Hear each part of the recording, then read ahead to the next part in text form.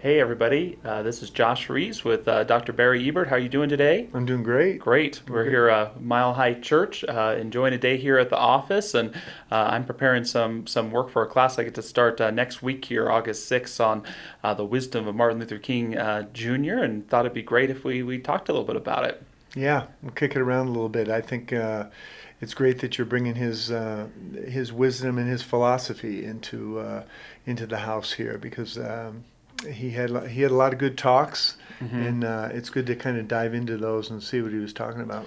Yeah, I think a lot of people think about Martin Luther King Jr. They think about his speeches, they think about civil rights. All of course, defined his career. But to me, he was one of the great minds and philosophers of the last century as well. And even as a minister, I've learned as much studying and listening to his sermons Mm-hmm. than anybody else out there. Mm-hmm. And I think he has a key role in our science of mind teaching. Although he didn't identify as a religious scientist, he wasn't the standard, more traditional fundamentalist Christian that we may see today, which we Mm-hmm. respect. But he wasn't someone that was out there trying to, per se, bring people to the Lord, but more to practice what the Lord Yeah. taught, in being kind and caring to one another, and apply that in great results.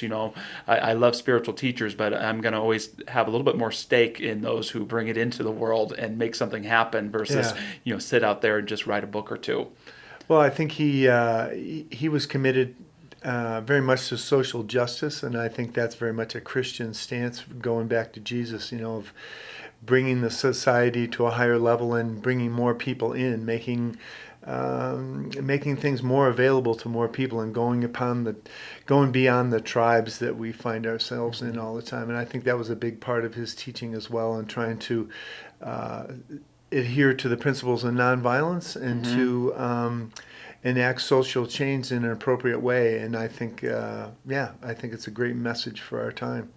Yeah, and something that relates to our new thought teaching is, someone that King was really centered in was Henry David Thoreau, and Mm-hmm. Thoreau was the mentee of Ralph Waldo Emerson, who in the middle of the 1800s was starting something he called the Transcendentalist Club. These early Mm-hmm. American thinkers that included some great minds and eventually influenced everyone from Emily Dickinson to Walt Whitman to politicians as well. Mm-hmm.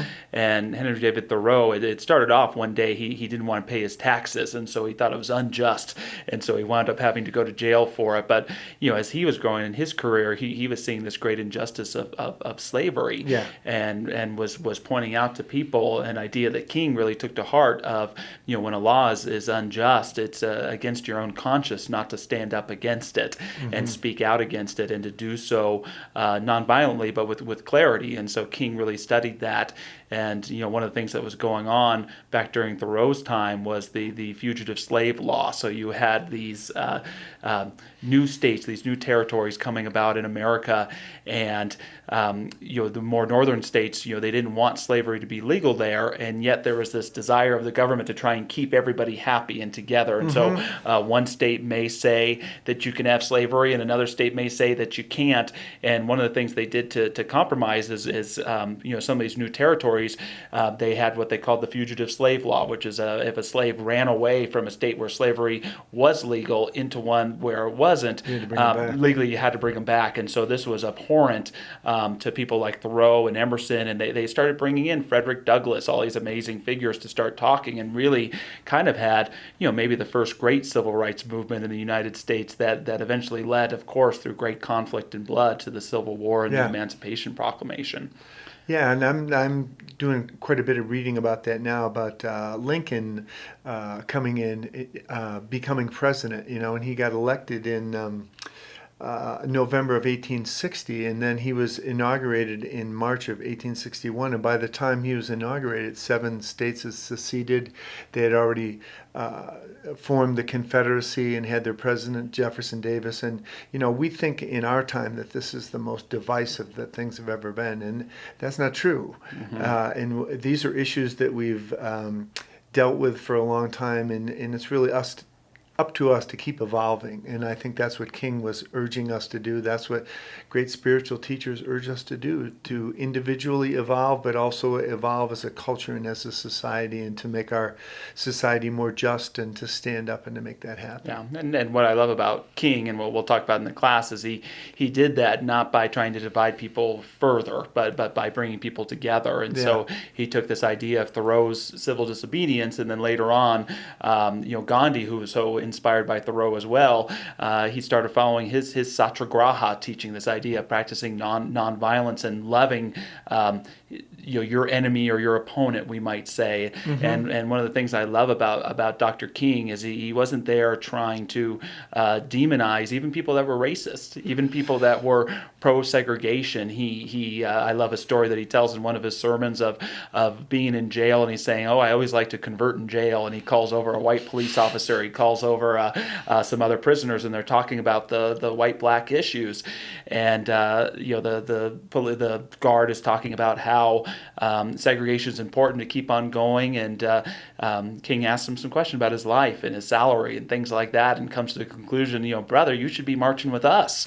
You should be on our side. And using humor as opposed to be honest. Sometimes some of the issues I see with some of our social justice folks today, the strategy seems to create such controversy that you're actually dissing, putting down the people that, you may disagree with, and maybe they are wrong, but it's not in that spirit of, hey, let's come together. And King was such a master of that, and that was part of his nonviolent strategy, not only trying to protect his protesters, but saying through this power of love, not an emotional or soft kind of love, but a tough love, we can actually appeal, not to calling people out on their worst, but say there's something better in you, better, appealing to the highest part of their character and affecting change. It took a long time, but getting there. And King was the culmination of so many incredible African American activists that had been fighting to get to this point for a long time.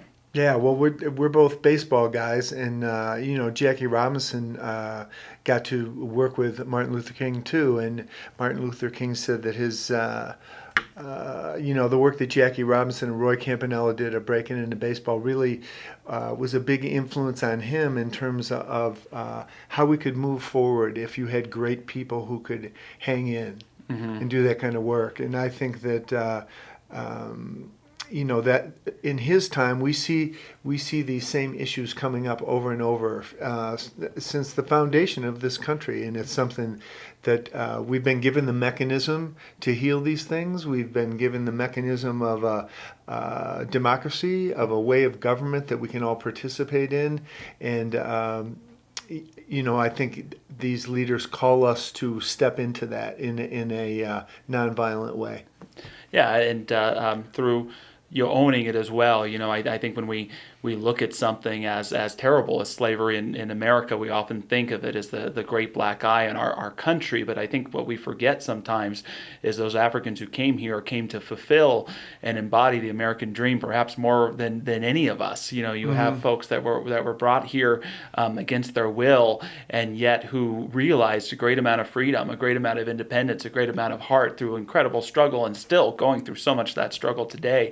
But you take a Jackie Robinson, you take a Martin Luther King Jr., you take so many of the heroes of this country who, in spite of the odds stacked up against them, despite being beaten down, helped transform the country, not only through realizing their dreams, but uplifting everybody a lot better. It's such an inspiring thing about something how so tragic part of our country could also lead to so much inspiration and hope. Yeah, and I think that's why I'm glad you're doing this workshop, because I think the ideas are so relevant to today, and also the thing of going beyond just looking at one kind of news here and listening to the same people all the time. We really do have to open our minds to a higher way of thinking and finding ways that we can build bridges between the different aspects of our culture and bring out the best in each other rather than the worst. Mm-hmm.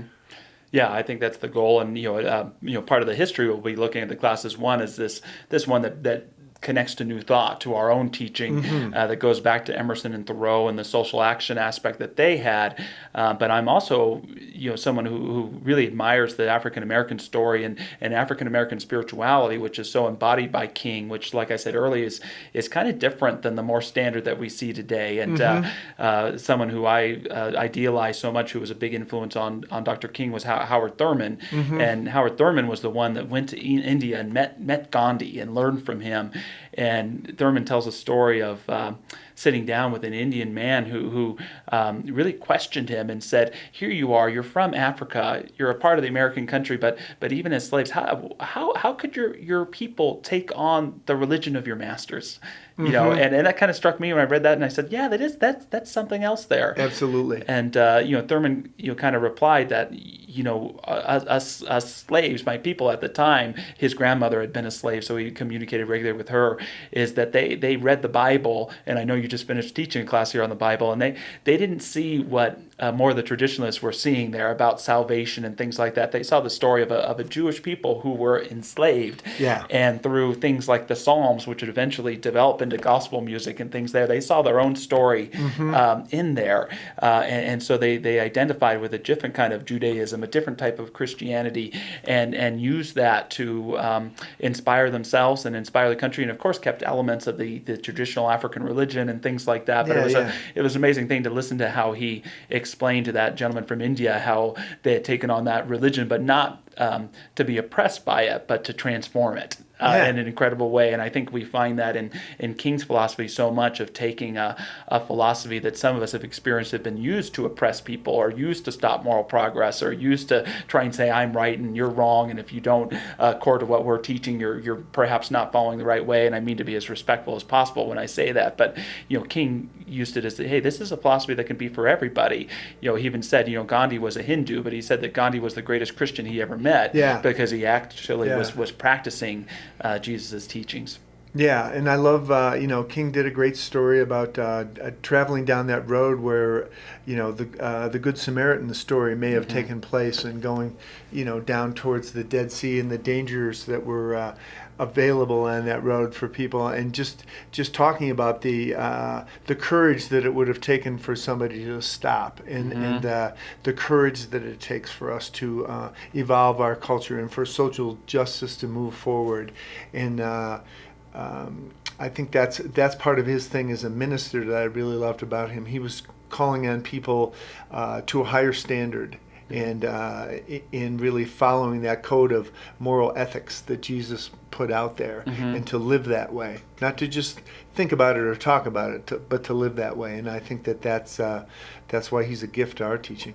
Yeah, absolutely, and I think that we make a mistake in our teaching when we associate a little too much with those great folks who taught us, affirmative prayer and healthy mindedness and affirmations and manifestations and all that. All that's important, but there's also these important elements of our teaching about oneness and inclusivity and celebrating each other's differences that I think King is part of the lineage of, and have made a big difference in the world. I think Gandhi's a part of that as well, and sometimes we do things like celebrate the season for nonviolence, where those things come together. And the question becomes, as King put in one of his talks, where do we go from here? What's next? And a lot of that is about learning from folks like King, not just big speeches that they gave that are really important, but when you get into the sermons, really getting into an intelligent Christian-based philosophy that can be attractive to anybody, whether they're Christian or atheist or Hindu or Buddhist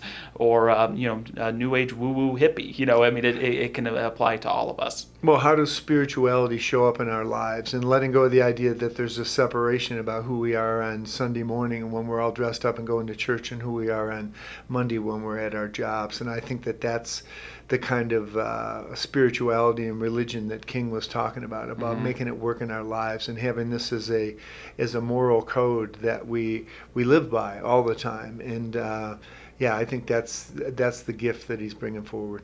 Yeah, thank you for that. And I'm looking forward to teaching the class because we're going to be reading the sermons. We're going to be listening to the sermons. That's where you really get it because you get the emphasis of the incredible way in which he preached, and you can actually hear the audience engaged. And we'll even be watching some of his sermons too. So it's kind of neat providing all those mediums. But if you're not taking the class, I want you to know is you can YouTube some of these things. YouTube the Drum Major Instinct, which is one of the last sermons he ever gave, which to me is perhaps the greatest sermon ever given by anybody. Or there's something out there called the King Foundation. You can just look it up and read these sermons. And something that King did that I love, maybe you can speak to this being a minister as well, is he wouldn't just give a sermon one time. He liked to evolve it over time. One of his favorite sermons was called The Three Dimensions of a Complete Life. And I bet you throughout his whole ministerial career, it was a total different talk at the end, but he evolved it as he was evolving, as he saw the country evolving. He would just give these great talks with this great philosophy that could inspire us, not only in the time that he was in, but in our time today too. Yeah, I think that's a great way to do it, because that sermon lives in you, and every time you give it, it's different because you're comfortable where you're going. It gives you an opportunity to open up and let Spirit push you where you need to go that day. And I think when you listen to him, you can see that he's Spirit showing up. Absolutely. Well, we appreciate everyone for taking a listen. We're excited about not only celebrating King with the class, but including celebrating his ministry and so much that we do here, and all those great leaders who've not only committed to their spirituality, but making real and lasting change in their communities and in their countries. It's all brand new once again. Right. Thanks, everybody. Yeah.